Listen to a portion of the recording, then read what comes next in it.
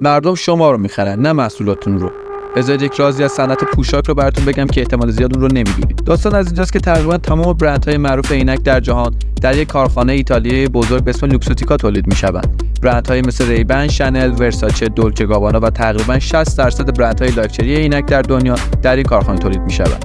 حالا داستان جالبتر این ماجرا اینجاست که این عینک‌ها کیفیت و حتی طراحی یکسانی دارن، چون خود این کارخانه طراحی‌های عینک‌ها رو هم انجام میده. اما می‌بینید که بعضی از اونهایی که برندترن، بازاریابی قوی‌تری هم دارند، هزاران دلار قیمتشونه و برخی دیگه تنها با قیمت 50 یا 60 دلار نهایت فروش میرسن.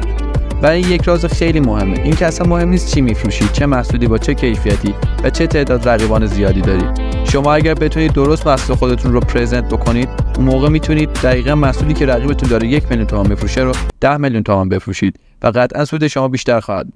من سار هستم و اینجا بهت یاد میدم که کسب و کار خیلی چیز سختی نیست و تو داری باهاش زندگی میکنی.